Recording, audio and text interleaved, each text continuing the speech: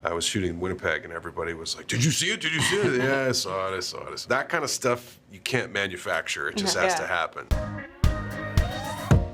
Before we get into this amazing movie, gotta ask Jon how it feels to be the biggest meme on the internet right now. Feels pretty great. I mean, honestly, it was fun. I was actually up in Canada when all that kind of broke, so I was shooting in Winnipeg and everybody was like, did you see it? Did you see it? Yeah, I saw it.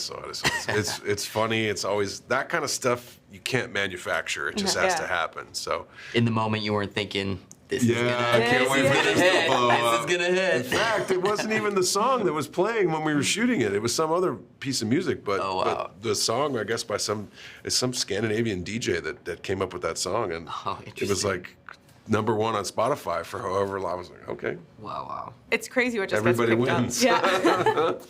Hoppers. This movie was funny. It was emotional. I'm shocked that I cried, but I did. In the screening yesterday, it was bananas. But I gotta ask, there's Mabel on one side of the coin, and then you have King George. On the scale of like teacher's pet to Mabel, where did you guys land as kids? That's I a hear good you. question. I was a very disruptive presence in class. Yeah? I had a lot of opinions. Okay. I was smart. I got good grades and stuff. But the one thing that I always got a little bit of questionable marks in was obeying school rules and being respectful of others. What kind of rules you breaking? Just talking mostly. Got it. You know what I mean? I was a little kid. It wasn't like I was setting anything on fire. Sure. But I was literally just like, I have an opinion and I'm gonna say it. So my teachers, God bless them, were very understanding. They probably knew at some base level that at some point I would probably be going to the performing arts. Totally. So I was a little bit, I had a lot of Mabel in me. I had a lot of, forthright opinions. I was the exact opposite. Really? I was a very quiet, shy kid. I was the kid in middle school who said like 3 words out loud the entire time. I didn't really come out of my shell until maybe senior year of high school. And so I wasn't trying to rock the boat in any way. I attribute that to like my parents went through my 2 older brothers who are 5 and 7 years older than me. And by the time I came around, they were just tired. And so they let me do whatever I wanted. And because of that, I didn't feel the need to rebel. And so I just kind of stayed on this straight path. I was an eldest sibling, so I was a bit more Okay. faithful. I think there's like a birth order thing to child, it. so there you go. It's the whole combination all of checks stuff. out. Yes. Mabel's whole mission is protecting the Everglades. What is one place from your childhood that you would like go to war to save? That's a really good I grew up our backyard was about 2.5 acres, and it had a stream that ran through it that had crawdads and fish and frogs and stuff in it, and so I was out there all the time. And I remember just I also had to like clear the brush and cut the grass and do all the other stuff, which was a lot of work. I had chores. But it was also and I grew up in St. Louis, Missouri, so it was hot in the summertime and it was cold in the wintertime. But it was always, being outdoors was the first option, always. So I appreciate, especially the sensibility of like, this is a gift. And living in LA now, Dave and I actually live in the same neighborhood, but we're right up against Griffith Park. That is a tremendous gift. I can look out my window and see hawks and coyotes and bobcats and deer and just everything. And I have a big dog, so when we go up there, we run around. He gets to run and go crazy. It is a gift to be able to be part of that environment, and it's a gift that I hope we don't squander as the selfish people we can sometimes be. So that is part of the wonderful message of the film. That's probably part of why you were so emotionally moved by it. It's just what drew me to it in a lot of ways. So it's great. It's not. We were talking about this a little bit earlier, but it's not the kind of thing that's kind of jammed down your throat where it feels didactic. It feels like you have to take away. It's just you feel it. You just feel it. Yeah, that's what Pixar does so well. Yeah. I mean, this might be an obvious answer, but like my mom's house that I grew up in, she's been there for 45 years.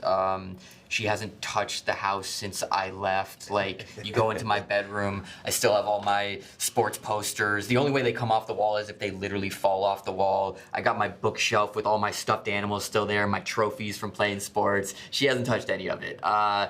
And I think it's one of these things like growing up in Northern California, we are surrounded by nature, and I think wherever I go, I'm just trying to like subconsciously recreate that environment. And so this area that Jon and I both live in, you feel, even though it's like close enough to the action, when you are in our area, it's quiet. Yeah. You look around, there's trees everywhere, and it almost feels like you're not in LA in a sense. True. What is one place from your childhood that you would go to war for? Oh, wow. That's Pizza Mia. The pizza place next to my house. It was the best. Pizza Mia. I'll fight for you to the day I die. I love you, Pizza Mia. What is one place? That's a really good question.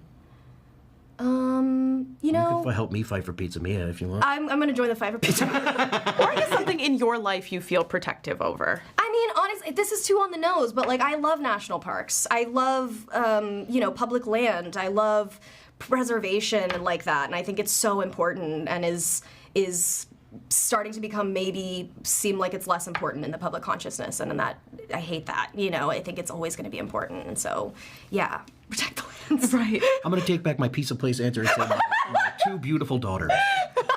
Oh, there you go, yeah. In Pizza Mia. Yeah. So cut that Yeah. Pizza Mia part out? Yeah. He's a good dad. Let's talk about Mabel. Okay. Piper, I found it really interesting that you have one of your Substack articles that is about that fire I know. within. Isn't that crazy? It's crazy. And you talk about, I want to get it right, parched injustice, which feels so relevant to Mabel's character. Yeah. How did that feeling that you kind of already have kind of shape your relationship and help you metabolize Mabel? Yeah, it was crazy because when I first pitched the project, you don't get to see a script, so you don't really get the full picture of who the character is until like you're already doing it. But she was already so cool and fun, and I was excited to, you know, portray her. And then we get in the booth and we're really getting into who she is, and I'm like, oh, like, she doesn't just kind of look like me. She like might be me, you know, or I might be her or whatever, you know, and that those rage issues, you know, that she struggles with, I'm like, unfortunately, I understand. And yeah, I think I have spent so long feeling so frustrated by injustices or whatever you want to call it that you feel like you can't do anything about. And that's just a fefeeling that is really hard to articulate and that you don't see portrayed a lot in movies and TVs, especially like movies that are primarily for children. And even though Pixar's for everyone. But I think it's so cool that that's who Mabel is and that people get to see that complicated person up on screen, and that's also who I am, so yeah. I think it's interesting because there's like a complexity to both of your characters. So absolutely. Growing up, I guess on a scale from King George to Mabel, what were you like growing up? Oh. Where would you land on that scale of rebellion? Wow, I was a very good little boy. Me too. I was a good boy. I was also a good little boy. I was like annoying and weird, but I wasn't like a bad kid. No. Right. But I went to school one day and just painted a mural of The Simpsons on the wall. Just like painted the entire wall of The Simpsons. And the principal saw it and was like, "What are you doing?" And said, he can't be holding a beer, you have to change it to soda.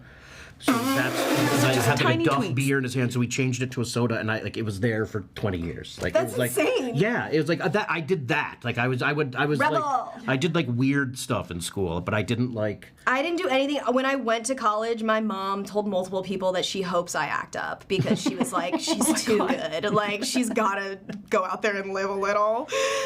So I was not unfortunately, but just like very, very King George. So when I see Mabel at 19 being who she is, I'm like, God, I would have been so different if I was like that at 19. But I was definitely more like, everybody's good, aren't they? You know? No one's gonna hurt me, right?